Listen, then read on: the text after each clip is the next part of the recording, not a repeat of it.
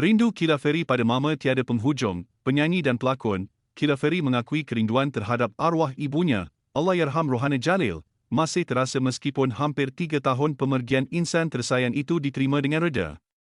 Menurut Kila, proses menyesuaikan diri hidup tanpa ibu menjadi fasa paling sukar kerana rutin harian sering mengingatkannya kepada arwah.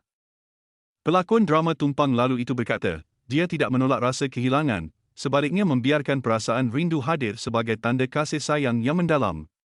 Bagi Kila, proses berkabung adalah satu perjalanan yang perlu dilalui dan bukan sesuatu yang negatif, malah menjadi bukti hubungan erat antara anak dan ibu. Dalam perkembangan kerjaya, Kila kini dalam proses menyiapkan sebuah lagu khas buat arwah ibunya bergenre R&B, yang menampilkan sampel suara Rohana Jalil daripada lagu popular lama. Lagu tersebut ditulis bersama kakaknya dan disifatkan sebagai projek paling peribadi dalam hidupnya. Namun, proses rakaman berdepan cabaran emosi apabila Kila sering gagal meneruskan nyanyian kerana terlalu sebab. Rakaman penuh dijangka disiapkan selepas Aidilfitri dan diharapkan dapat menyentuh hati pendengar yang pernah melalui pengalaman kehilangan insan tersayang.